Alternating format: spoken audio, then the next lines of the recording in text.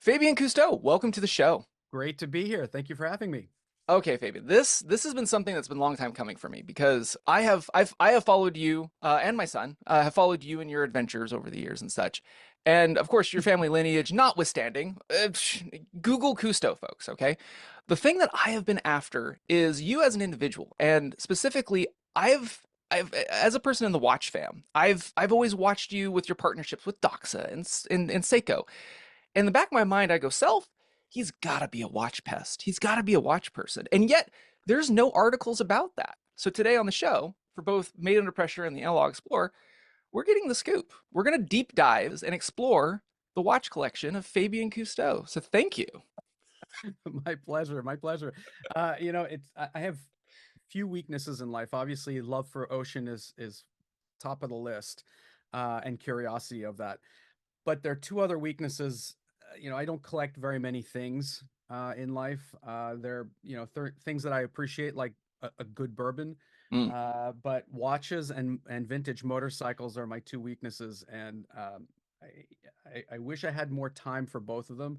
But those are two things I do occasionally pick up and collect.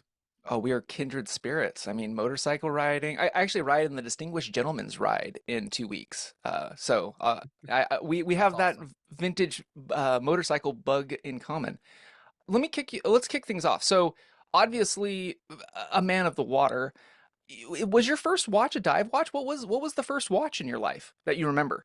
Well, I'm glad you asked me that because that was the one I thought we were not going to talk about, and that was the pivotal moment for me, knowing that, or at least realizing that time and water are connected, especially in my world, but in general. And it was represented by the first watch that I ever owned. Okay. And you'll laugh at this. No, well, First of all, I'm maybe a a Gen little. Xer, an early Gen Xer. So computers and things weren't really a thing. Digital watches were just coming out, and I was gifted by my family when I was really really young a digital watch, Hmm. basically because it was kind of the thing back then. It was like the Yeah. latest greatest in technologies, and my digital watch was slightly different. My digital watch, I still have it from when I was a little What? kid. This is actually yours. This is actually my first digital watch, Oh, which is legit. water powered. What? What It is is this? There's no battery in here.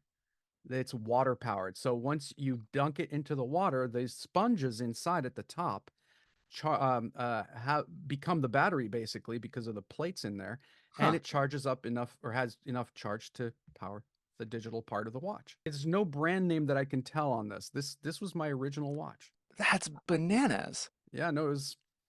I can't believe I still have it actually, considering all the things that I've lost in my life. Does it actually still work? Have you dunked it, or do you I kind of just have keep it safe? I keep it. It's your watch aficionados are really really going to hate me for this, but it actually is what I call my watch storage facility, which is basically a bunch of watches that I kind of keep but don't wear on a regular basis, and they're No, all that's fair. in a ammo box. They're all just kind of stacked on top of each other. Worst nightmare for a watch collector, by the way. But this is one of those watches that stays in there because I will keep it forever. And there are a few other vintage watches that I really love in there. And then I have, of course, my stable of watches that I occasionally wear. Right, right. No, we're not gonna hate on you because I mean, like, there's the watches where you're just like, it's you look at it for nostalgia or you look at it for Sure. story or memory. Like, they're set to pasture and they're living the good life on the farm. Those watches. Okay, like, They all um, work, by the way. yes, Almost all of my watches work, with a couple of exceptions, but sure, sure. those can easily be put back in order. Okay, outside of a spongy watch that is powered by water, which is very meta given who you are, what was the next watch after that? Like, what was the one that was not driven by water? Was it during the the whole quartz crisis, or were you gifted a mechanical watch, or what was that next watch after that? Yeah, I've had a fair number of watches in my life, for a couple of reasons. I've always grown up with a watch around my wrist at some point. It's just it's a comfort thing, right? It's a backup. Even though we have timepieces in our mobile devices and everything Mm, else. And a lot of people nowadays don't wear watches. For me, it's always been something I can always count on the wrist, right? I love mechanical watches. Yes, they're not as accurate, even the best of them, mm. but they're accurate enough. And to me, not needing a power source other than the swinging of your wrist activity is a very reliable thing. And as long as you buy a fairly good quality mechanical watch, it's hard to beat. It's hard to beat. And it plays in a lot of different aspects of my life. My next watch would have been I don't have it with me anymore. I might have actually lost that one, but Ooh. I've grown up also with G Shocks. You know, Oh, something as nice. simple as a G Shock. This is an early model G Shock that I've had for a very long time. Huh. I've had several others. They're just good, solid, beat on watches. I have no problem with them. But as far as mechanicals, geez, I don't know where to start. Like I said, it's an addiction, and I should I be know. admitted for it. Nope, nope, nope. You are within the family. You're in the watch family. This is a safe place, Fabian. Safe space. So Safe space. I will tell you, I have a very special mechanical watch. I never wear it Hmm, because it's not my style, hmm, but the story behind it is one that I will carry with me forever. My grandmother, Simone Cousteau, who those who know the history of our family and everything else will recognize that she was called La Bergère, the shepherdess, and for mhm, good reason. She was really the captain of Calypso. My grandfather was the person who everyone knows, obviously, but her deal with my grandfather was that if they were going to get married and they were going to have kids, there would be two kids, hmm. and in exchange for that, she would be able to be on Calypso as much as she wanted. Cool. She's the daughter of an admiral, the granddaughter of an admiral. She always wanted to be in the Navy. Those days that wasn't possible. So her next best thing was she was on Calypso, and she was the one that was going to actually go out there and be basically the confidant, the sister, the decision maker. But last last thing last time I spent with her was near my birthday before the last Christmas that she was around, and she gifted me, and I still have the even the cover or the casing. She gifted me a Tag Heuer, a Oh, mechanical nice. watch. Now I'm not a gold and silver Two fan, but tone. Yeah. yeah, it's a little blingy for me, but it you can see the size was my wrist size back then. Just a wonderful, wonderful timepiece, especially on uh, the mechanical side. I have no complaints with it. It still works, still keeps great time today. I keep it in the box because it reminds me of my grandmother and just the wonderful times that I've had growing up on Calypso, and just as one of the guiding lights in my life. So that's my Tag Heuer. Well, one of my Tag Heuers, but the most Oh, important one as far as I'm concerned. that's cool. I mean, and that's the biggest thing, like, especially in my realm, like with the Analog Explorer, like it's not just about watches or having that addiction. It's the fact that we can look at these odd little things that don't take up a lot of space, that Mhm. have a world of story or history or sentimentality that is beyond just the price of, like, the price of a Rolex or price of a Patek. It's not about the price of it. Like you just said, you're not a two-tone guy, but the fact that that story is attached to it, and that is more important to you than anything that watch is, the style, or it's not what you would have picked, but it's what it was at the time, and that I think is critical.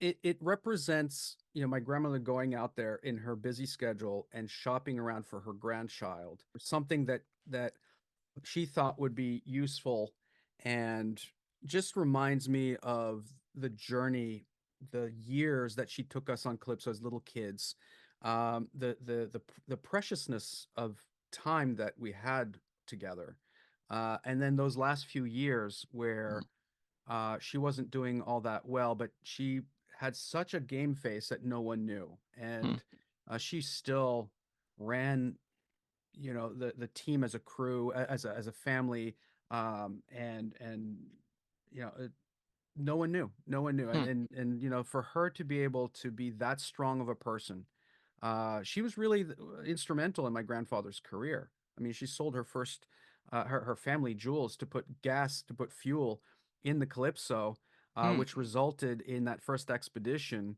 the Silent World, which kicked off his career. I didn't know that part. So Huh. yeah, I mean this is to me emotionally very representative of her commitment to the family and to the mission. That's amazing. So, I mean, being aboard Calypso and stuff, I gotta wonder, like, obviously I've only seen it through film, Mhm. but the amount of watch spotting that is on that vessel across all of the expeditions. The watches that were on Calypso were typically watches from companies that were testing out tool watches, testing out Right. dive watches, especially back in the early days. And so my grandfather and the team would go diving and run through their paces these watches in real world scenarios for months on end to see if the sea dweller or the doxa. The Oh my gosh. 300T. Well, I do have a 300T here. That's another story, and a few others that we're really in the infancy of wanting to open up that market. Hmm. Even whether you're a diver or a desk diver, they wanted to be able to offer these tool watches that have these amazing specs. And Hmm. so there's a lot of watch spotting on those documentaries, and you'll see a variety of different watches that they had around their wrists. And part of the journey, part of that natural scuba diving adventure exploration journey, entailed a watch, a timepiece Yeah. of some sort. Yeah. No, there's been ample. I mean, like I've seen a lot of Rolexes. I've seen obviously Doxa, especially with the development of the no-deco bezel and stuff. Aquastar, Aquastar, yeah. yeah. I was recently on a different podcast, the Zulu Time podcast with a mate of mine over in the UK, and we did watches in water. And I brought up your uncle was a big Aquastar fan, as I Yeah, recall it. Philippe, he had an Aquastar Deep Star, I believe. he did. He Yeah, had one of the original Deep Stars. I'm just cool. opening this one up. This was not meant to be a show and tell for this one, Uh, but and you'll be able to tell. There's an homage, new Aquastar homage to yeah. that Deep Star. Um, Really nice piece. I haven't had a chance to wear it yet. It's Mm, been sitting in my to-do list for a while now, but just wonderful to see that brand come back. yeah. Obviously, these are Swiss movements. These are ETA movements. Hmm. Depending on the actual watch itself, it's a different uh, caliber. Now, you mentioned Doxa, I did. and I've always loved Doxa because to me they're this small Swiss brand, that kind of the underdog, but they They're really scrappy. started in that dive community They did. early on. And one of their big markers is that orange face, right? Oh They yeah. started the orange face watch back in the early 60s, I believe it was. Hmm. And I'm opening up a very special Doxa here. Sorry, they come in tubes, by the way. Yep. Yep. Um, There's a lot of tubes on. If we're not watching the video, trust me, this is like a dream come true. Seeing Fabian and like just these tubes of doxas around him. It's like the Game of Thrones. This is the doxa Iron Throne right here. this one, which I was asked to sell many times, which I will not, is the original prototype Doxa Mission Oh. 31 watch. Oh, Um, what? this one right here, I don't know if you can tell, if you can Oh see yeah. it. Yeah, I know Uh, that watch well. this version is made of titanium. Mm, It was dedicated to Mission 31, hence the logo of the Mission 31 on the face. And they made 331 of them. hmm. The first 31 of which we brought down to Aquarius to be saturated with us for a full 31 days. As a matter of fact, this particular one I wore the entire 31 days Rad. in and out of the habitat during our stay down there. Ah, that answers the question I was going to ask you because I know about Mission 31 and the 31 watches that went down. I always wondered, do you have one? Do you have the prototype? Like what? So you actually have The the proto. the proto, which is supposed to be in the Doxa Museum, actually, is serial number 000. Oh, killer. And to answer your question, this one here is is number 001, which is the one I was supposed to be wearing. Oh, this is like popping off corks of really good wine right now. This is And fantastic. they come up like that. Yeah. This one I Oh, haven't worn. This is number one. But it comes with this little tool and everything yep. else. I don't know if you can see that. Very, very simple packaging, very interesting packaging, unusual. But Good stuff. That's cool. A proponent of watches, though, not just as a fashion statement, but as a Mhm. useful tool. And if it's not useful, I ditch it. Yeah, I'm the same way. Like it has to be useful. It has to I have to want to wear it and want to. I had Jason Heaton on the Analog Explorer a couple episodes back, and he brought up a really good point where it's just like, he wants to wear a watch and then go do something with it. Like you Right. want to make stories or memories and stuff. It feels weird having to take something off and then go do something, And that with dive watches, whether like you said, a desk diver or a real diver, they're made to be able to gotta go anywhere, do anything. It's Use them. great. Use them. Yeah. Scratch them up. Yeah. Have take them through their paces. That's what they're meant for. They're meant to be tools. They're meant to be Hmm. useful tools. I love Jason. I actually still owe him an H2O watch, which is rated at 8,000 meters that I need to send him. Nice. Jason, you're But welcome. I reminded Fabian for you. please do. Yeah, because I feel guilty about it. This, aside from having a tool watch around our wrist, uh, saturation's got some very serious parameters, some very different parameters, and uh, most computers will lock out. Mhm. Most especially commercially available off-the-shelf computers will lock out after you go beyond your deco limits. And we can't have that on mission because if you're down there and you're doing something and your computer is no longer functional, that's a huge problem. I always dive as a backup, regardless of whatever technology I have in diving. I always have a mechanical watch as my backup. I know it's antiquated. I know No, it's not as accurate.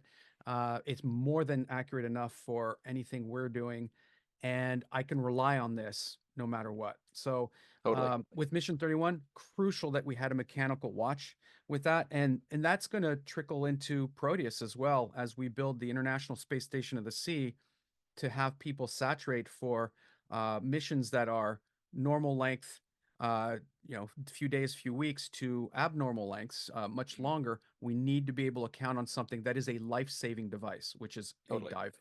a dive capable watch, one that's Totally. capable of those parameters. So we're looking forward to finding a worthy or worthwhile partnership with that, and it's most likely going to be a mechanical watch Awesome. company that has a good reputation. Oh, that's cool. I look forward to hopefully you can like if as that flourishes and as Proteus gets built out and stuff. Hopefully you slip me like text me some like, napkin sketches of the prototypes and stuff. That'll be cool to see Sure, because sure. I've That's one of the things I love the most about these relationships with watch companies is sitting down with them and not just taking something that's off the shelf, yep. which is great. I mean, I wear a Seiko Turtle Hmm. as a daily driver all the time because they're just really comfortable. Hmm. They are tried and true, bulletproof, etc. My Sumo is a close second. I'm talking Mm, about these things without even showing you. I'm sorry. This is supposed to be show that's and tell. That's a really fun one. It's an art. I think it's 4R30 430, yeah, 35, 36, yeah. 36. The sumos are awesome. I wear Hmm. those all the time. Sorry, I'm pulling off of now. This The is maybe a watch, oh watch guys. collector. They might be a little bit more happy that That, I actually put those in a case. oh, that's a trophy shot right there, guys. This is great. But one of my favorites, I will say, as far as talking about Seiko, who I had a relationship with for a little while, is their spring drive technology. Oh yeah. Man, their spring drive technology is amazing. Um, Trying to look at the yeah, this one is a true blue dive watch right here. This Whoa. this guy, so that's a hybrid between a quartz or a digital and mechanical movement. Hmm. This mechanical movement, now that I've wound it up for a few strikes, look at how smooth Oh yeah. that second hand is going. Oh yeah. It's got the accuracy of quartz with the mechanical winding movement that is so solid. Love these spring drive watches. They're complex, they're Yeah. complicated, but man, that I'd wear that thing all day long. It's just amazing. How Um, many how many dives have you gotten on that big? Because it's a big guy too. That's the common complaint that a lot of people have on the spring drive divers is that they're big. But if they're a little you're like thick. us, yeah, if you're like us and you have either a dry suit or a wetsuit, like they fit great on the wrist. Yeah, But yeah, how many dives do you have on that? a few hundred. Nice. 200 dives on this one. Solid, no worries. You're absolutely correct. That is something to point out to anyone who might be interested in that kind of technology, is because of the nature of that hybrid movement. You've got a fairly thick case, so Yeah. it's not for everybody for sure. It's a little top heavy, I will Hmm. say that. When you're in a wetsuit or a dry suit, not a big deal. When you're out in public with a shirt, long sleeve shirt, it's you can't get it under the cuff. You have to keep that cuff unbuttoned. Agreed. So, I mean, in that case, go with something a little bit slimmer like this. Nice. Oh The yeah, the first 62 Moss reissue. That's Yeah, cool. yeah. So anyway, yeah, I just like you can tell, I love watches. That's great. And you did mention, I'm trying to find it now. Oh, there it is. You did mention, you should see my desk. It's a mess. I want to after this call. Uh, you mentioned a famous brand that everyone always talks about, Mm, which is Rolex. right. We've had a long relationship with them. They've been Mm, not lately, but in general in history over the three generations, on and off, we've worked with them. They are big supporters of ocean conservation. They sponsor people like Dr. Sylvia Earle and so on and yeah. so forth.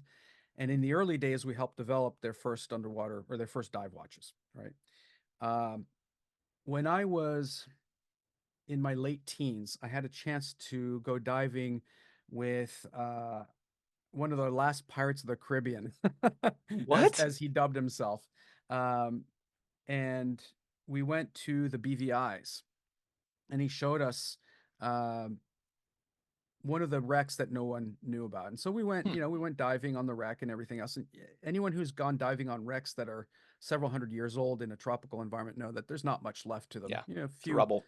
rubble, a few ribs, things like that, but still neat nonetheless. Oh yeah.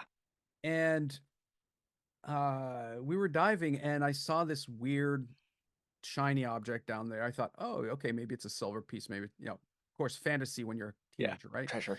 And I went down, and I realized that it wasn't something as old as that, but it was something fairly No. cool. What? You found Now, what? You found a Rolex sub? a What? Rolex sub, one of the now this is not an original band. I put Right, this on right. a rubber band. The original band was too corroded, but yeah, an What? original Rolex. It's the bezel. I mean the lens is unfortunately scratched up, but Yeah. yeah, So yeah. you found that on the wreck. It was flooded, unfortunately, so it had been Sure. down there a while. I had it completely redone, and it now works, but obviously never wear it. Well, no. How old were you? I was about I think I was around 17, 18 years old. Okay, watch fam aside, like first of all, as a diver, like that's the one thing I always hope to find. It's like, oh, I'll find a watch somebody's lost, and But dude, you found like that's a mic drop. Finding a vintage that's a vintage Rolex sub. Like I that's had no idea at the amazing. time. No idea whatsoever what I found. I mean, I knew it was a Rolex, but Yeah, yeah. Oh, but the fact that you restored it and stuff, that's killer, Fabian. That is awesome. yeah, just luck of the draw. Lots of Oh diving, man. lots of diving hours. So So you can so find really cool things. I know, but never that anything that off camera. I've got stuff that I've found. Like I found credit cards, and I found golf balls. I swear to God, people stop hitting golf balls in your lakes, please. They're plastic. Okay, how do we get them up? Divers. Like, but that brings me up to one question. I've always made the joke on several podcasts because I usually as for diving, like how many dives do you have? How many hours, days, as the joke as I always say, like do you just log like you've literally spent 31 days under the water.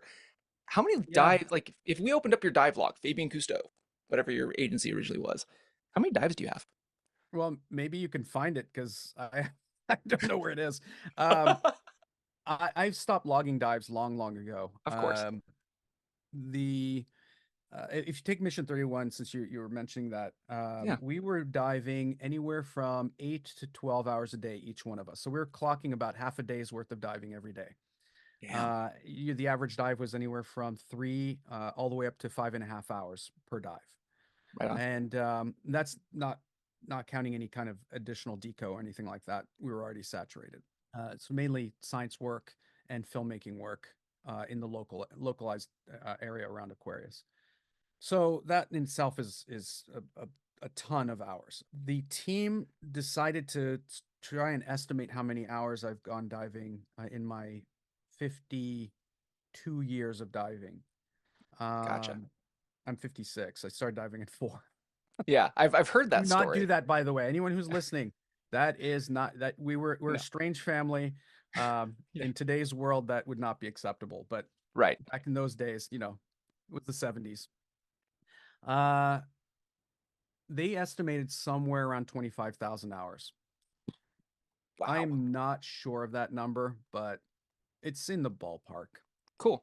I just wanted it on the record because I always make the joke like, unlike somebody with the last name of Cousteau, do you rate your dives in days? Is usually my joke. And I've always wanted to know, like, how many, especially with being saturated, like you're out there just logging time and doing the good work, doing the science and stuff. But just, from a diver's perspective, like that just sounds rad, you know? Well, military divers, Hmm. commercial divers do some crazy stuff in saturation. I mean, they go diving 1,200 feet, et cetera, Yeah. and then they have to submit their deco afterwards, which is amazing. That anyone would want to do that. Paycheck's good, but risk is extraordinarily Very high. high. Very The high. kind of diving we typically do is is diving with a goal, right? It's not we're not being paid to go fix a well that deep. We have a target. We have Mm, a reason to do it. And so some of the dives are fairly shallow, right. akin to recreational diving, and the times are also fairly shallow. And some of them are much more extreme and well beyond any kind of recreational or even technical diving. And as you go into those parameters, the risk assessment is there and much higher. And that's something we have to always calculate Mm, is the target worth the dive for the film, for the research, et cetera, et cetera? Or do we send robots down there? Or do we send a right. submersible down there? By robots, I mean AUVs and ROVs. And so there's this nice hybrid, which is the approach we have with Proteus as we're looking at the architecture, as we're looking at Mm, the internals, the comforts, when you're sending people into an extreme environment for lengthy periods of time and looking at that risk assessment, how do you measure that human technological interface, and mm, when is it appropriate to send out aquanauts into the environment for certain types of depths for certain mm. types of times, and when is it more appropriate to send a piece of technology which may not be as has the finesse or the tactile nature and the cognitive nature of things. But if you lose that, it's expensive, but it's not as But expensive it's as not a life. a Yeah. life. It's not a life, exactly. And so that risk assessment is always there. So when we're diving, it's always that kind of calculation. This is not recreational diving, but at the same time, we try and have fun. To me, it's Yeah. always about the next dive. It's always about what's the next mystery we're going to be confronted with? What are we going to figure out? What are we going to discover? And what other questions are going to come up from that? That's Yeah. always what's so exciting about ocean exploration. Yeah, we've only, I mean, and as we are looking towards the stars, and Project Artemis is really cool and stuff. But like again, for those of us that are terrestrial, like I don't want to leave my planet. I'd rather get to know it a little bit more, and either as a climber, or as a diver. But when it comes to our oceans, like we still it as a s- I have a 7-year-old, okay, and Mhm. not gonna lie, he loves all things what dad loves. So he wants to dive, and he wants to, he's climbed, he's been on peaks with me and stuff, but the thing that he gravitates towards is the water. He gravitates towards the ocean. The Octonauts did a favor in our Yep. family for that. Yep. But he wants to be Captain Barnacles. Actually, he wants to be Tweak. He wants to be the fixer. So maybe you can get him a billet on Proteus when it's because he'll need a job. It's called a technician or engineer. Yeah, With every saturation mission, you have technicians that yeah, come down with you, and they are of paramount importance. They're the ones that keep things running. They're the hmm, ones that help with the dive ops. They're the ones that fix things when needed. And if anyone knows anything about fixing things underwater, it's saltwater and technology. There's Don't always mix. something to fix. Yeah. They Yeah. don't mix, so there's Oh always no. something to fix. That's awesome. Everything Uh, from life support to cameras to ROVs. You know, Coffee, I heard, runs the world of diving, Fabian. oh yeah. Well, and think about this. So you're saturation diving, right? As opposed to recreational diving, Yeah. when you can go back home and have your cup of coffee at the surface or on the dive boat or what have you. Everything that once you're committed to a saturation mission, everything you do is down there, Down there. right? And so you're talking about additional partial pressures of oxygen, everything else. So you can't have open flame. You can't have, Yeah. heat sources that could potentially compromise the safety of the crew, and cause a catastrophic fire or something like that. So how do you make coffee down there? All Mm, those things are part of the calculus. And someone like your son would be instrumental in making sure that A, we invent those things, and B, yes. we run those things reliably so that the crew can be comfortable enough and have a sense of safety as well. So yeah, technicians absolutely paramount. Engineers 100%. Yeah. Marine biologists and all that, of course, but without the pilots and technicians, there's not a chance we can do what we do.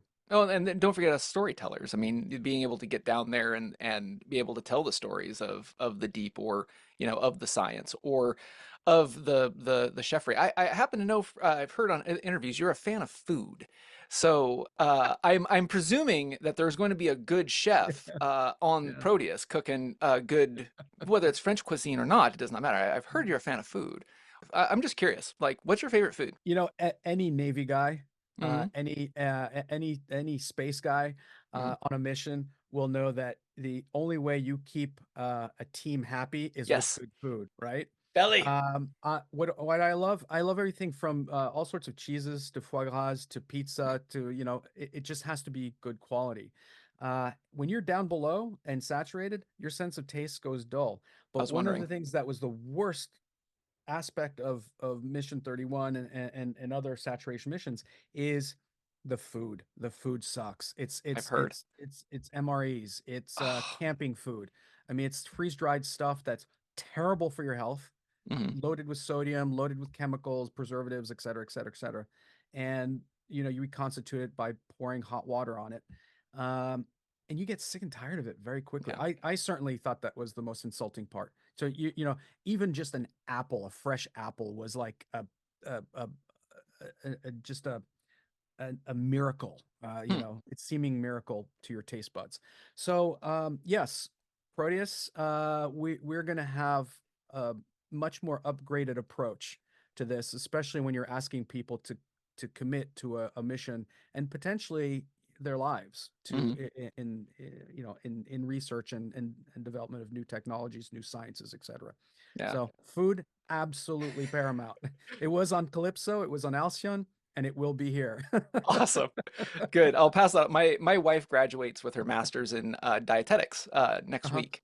And that's one of her interests, just because I dive. And it's one of those things where she's like, when it comes to the human body, we have a lot, we have the dive tables, we have physiology, we know, I mean, being drunk as a hoot owl on nitrogen narcosis. Like we know that as Yeah, much as we do. But it's interesting, my wife pointed out, when it comes to dive science, when it comes to the diet of the diver, there's not a lot of science around it. So I mean, that right. also is a potential science avenue for those in the field. So Yeah, what kind of ingestion of foods and liquids mhm. can help with keeping warm, Yeah, for example? I mean, that's on saturation missions, we burned over 3 times as many calories as we do on land.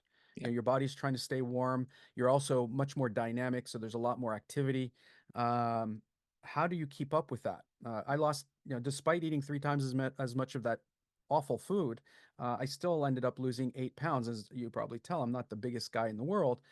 So how does one keep up with those requirements in a healthy way? And what are the most efficient triggers within the food systems to make sure that you keep those folks underwater in extreme environments healthy? yeah. No, that's cool. And like I said, my wife's very interested on that. So if you have another billet on Proteus for a dietitian, I'll have one on your staff here in about 2 weeks. Uh, Fantastic. Well, let's talk. yeah. When we're setting up for In the water, end of 2027, Awesome. and mission one shortly thereafter, as soon as the shakedown is done. Naturally.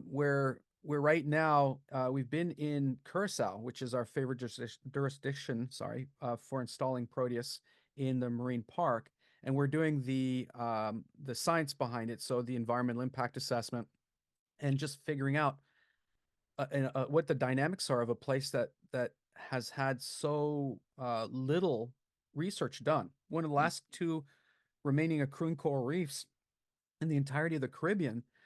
We need to know what it's all about so that mm, we minimize our impact right. as this particular mission is concerned, or project is concerned, but also in general, what's down the pipe for humanity, what's down the pipe for the environment. And so for the last year and a half, we've had 38 sensors down there, Hmm, and we're trying to figure out what the best approach is, what can we learn, and what can we build on once we're down there, on pH, hydrocarbon pollution, right. temperatures, of course, currents, and so on and so forth, which are things that may be boring to talk about in terms of data, but of paramount importance and significance when you're living on the ocean front, or when you're depending on your crops growing and so on and so forth. And of course, on the conservation side, Of course. what are what's the pyramid of life underwater there, and how is that shift changing because of invasive species, because of overfishing, and so on and so forth, because of microplastics. So all those things are definitely in the wheelhouse. Mm, And one of the driving factors for the next fin step in ocean exploration, as far as I'm concerned, is filling out that missing tool in the toolbox of ocean exploration. You're right. Obviously we have satellites, we have ROVs, we have boats, we have divers, we have all those things, which are fantastic, but it doesn't address the immersive experience of the human element, right? mm, That human technological interface that I was mentioning earlier gives us insight into that human ocean relationship, our life support system. How do we protect it? How do we nurture it back to a semblance of health? Because if we do that, then we address the health of humanity. hmm. No, I agree. With the Project Proteus, because I know I'm keeping an eye on time, but because you opened up the Proteus question, I've got another question because I'm an academic by day, and I have faculty that does we're right here on the Salish Sea, so we do a lot of Salish Sea research. What type of programs are you expecting to have for the everyday academic, my university faculty who already teach the zoology or the marine sciences? How do you expect to have like a pipeline for my faculty to be able to bring either the research up or down, or bring their students, because I do have a faculty that does do that, bring their students down to do the research Mhm. here locally. Can you talk a little bit about that pipeline by chance? Of course, yeah. So Proteus is built as a social good enterprise, right? So it's not a nonprofit, because we've seen in the 71 plus habitats in history, unfortunately, that approach economically doesn't work. Hmm, And eventually it causes real issues, including the shutdown of the program. Um, so the aspect of that is there's a give back. There's an aspect of it that allows for universities, students, both those who can pay a day rate and those who can't, to be able to be part of a mission or to drive a mission, depending, of course, on what the needs are. And um, with that, the elements that Proteus offers that have really never been offered to any extent in previous habitats, because usually they were mission built, and for short-term durations, and that includes Aquarius, by the way, that's been adapted as needs be, but is very limited, hmm, as we've seen. And so, if we can do 3 years of scientific research on Aquarius in 31 days, with the limitations that we had there. Imagine a platform anywhere from 6 to 8 times the size of it because of its modularity. You can expand the platform. hmm, That brings down all the most advanced technologies in laboratories around the world, right on site in your own working and living space, allows for you to adapt to the needs of that particular mission or the tenants that are in there. That means that, for example, space analogs, right? If you're training people to live on Mars, you want to be absolutely 110% sure that you're ready for that, That's both technology and human psychology as well as Right. physiology. And the undersea world is a perfect analog for live fire exercises. With regard to academics, there's a seven senses array that's built into the ecosystem that allows for plug and play of sensory technologies and Mm, communications in a 24/7 format, 16K multi-threaded environment back to the surface that allows for you to communicate back to your home base, that allows for you to share that data in real awesome. time, as well as being able to cater to the needs of communications, doing Zooms in the classroom, that sort of thing, from the bottom of the sea. I mean, I yeah, my grandfather, had he been around, would have Oh, marveled at that the ability to reach everyone around the world, right? And be able to do completely. that storytelling, being able to share those experiences live. That's Um, cool. being able to do a weather prediction from underwater. Oh man, I imagine there's probably in the Con Shelf series, you probably would have loved to know that for some of the Yeah, setup of that one. yeah, for Uh, sure. no, that's cool, Fabian. Like I said, from just speaking from my academic peeps, because there are a few that do listen to the shows, so I know they'll be interested. Let me add one thing, not to Yeah, get too far off topic here because we're kind of going all over, but yeah. some people may point out that I'm wearing an Apple Watch, right? The Uh, Ultra, and not a mechanical watch. I will tell you that I've taken this down to 50 meters as a backup really, watch, and it worked. It was perfectly accurate. good job, Apple. So there you go. I mean, not a plug for them specifically, but I'm just saying Yeah, that I wear one of these on my pragmatically speak, on a day to day. I swap them out, obviously, yeah. but just in case someone was going to say, "Oh yeah, he's talking about mechanical watches, but he's wearing a digital, Oh, a I'll smartwatch." I'll back, dude. I'll be your buddy on this one. I'll back you up here. So I recently came back from a dive, so I'm still wearing. I have the Garmin Descent Nice. G1 Solar, which is my Yep. predominant dive computer, and Love then it. on wrist, which I always have, is my Doxa Ah, Clive Cussler sweet. 300T, which my everybody's or who listen to the show knows the story. I got it for my 40th birthday when I became a dive master, etc. But no, man, like it doesn't matter. Getting back to the watch conversation, the more mechanical side. Sorry, I'm a science nerd, so I have one of the biggest science nerds of the ocean in front of me. I'm going to ask the questions because you opened it up.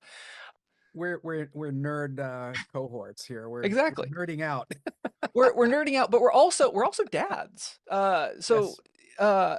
how old you have two kids, correct?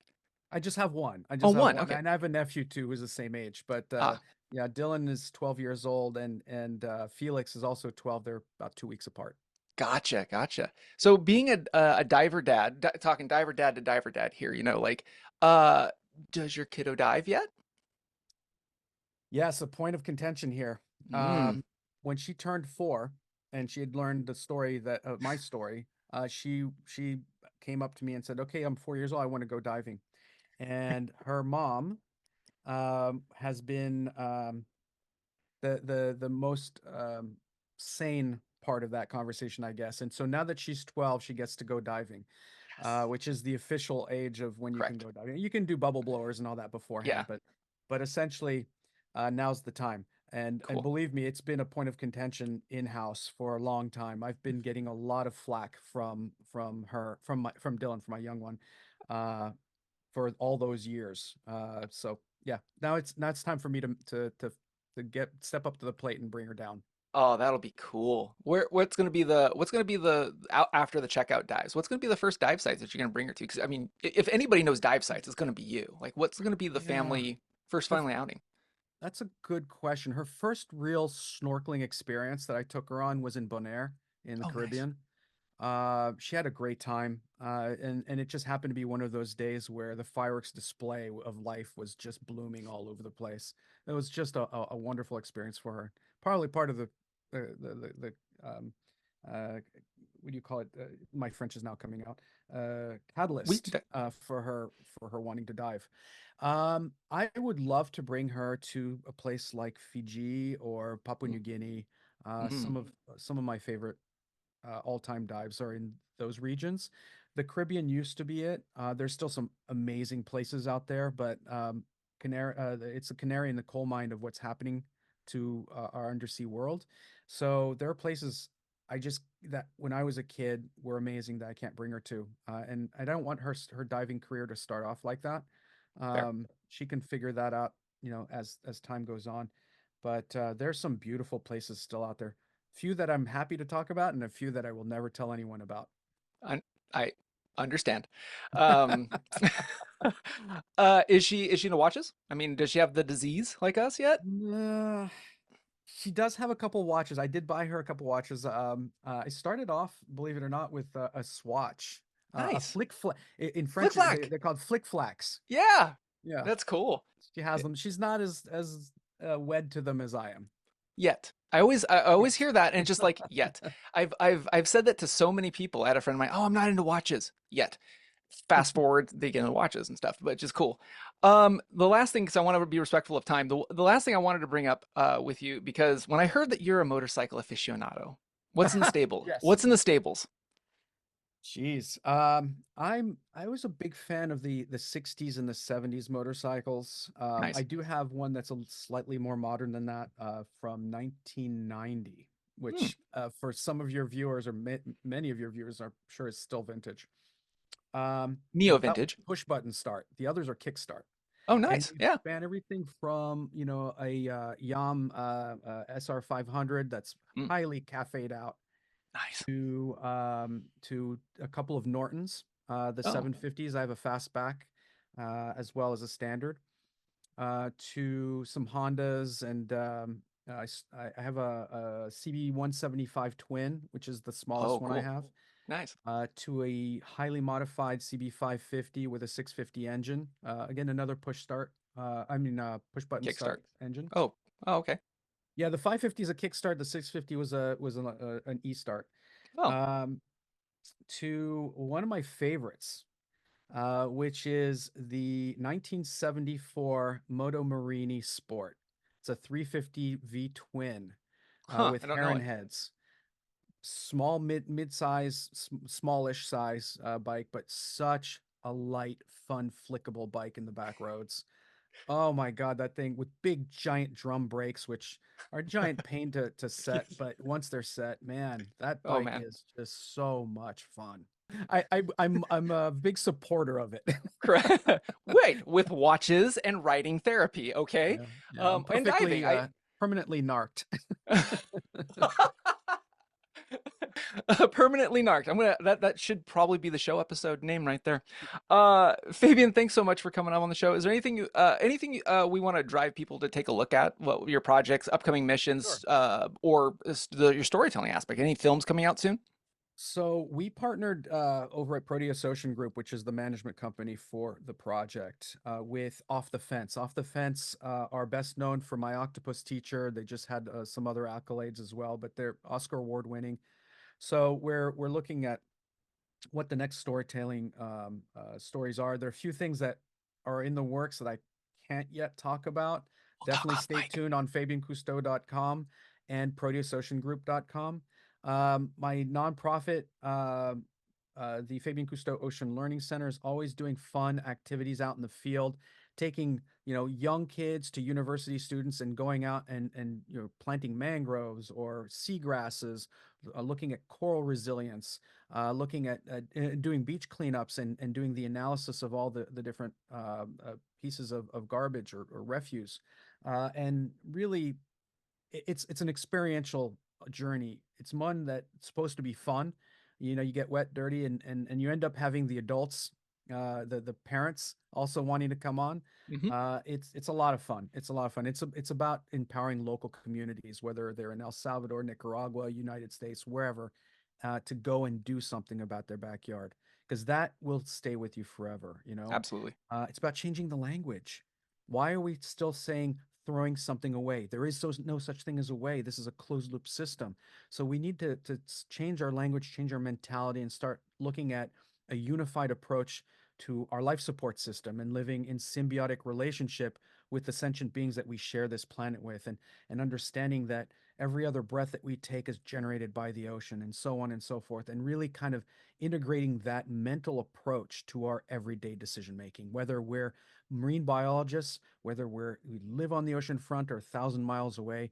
Ocean is life. No ocean, no life. So Agreed. really, we gotta start protecting this planet as if, our future is staked in that, and it is, and our children's future, of course. Oh, yeah, no. Everything. You probably are cut from the same cloth as me. Everything I do is for my kiddo. Yeah, So I it really agree. is. When you have kids, or when you know kids that you love, be it nephews, nieces, whatever, Hmm. grandchildren, all of a sudden it becomes real. Yeah. Well, thank you, Fabian. Can't thank you enough. And we need to do this again when maybe with bourbon or coffee sometime. And we'll You got I it. Yeah, want I depending want on I want the rest of who's the in the crowd. collection. Oh, Thanks, Fabian. let's dive someday soon. Yes, agreed.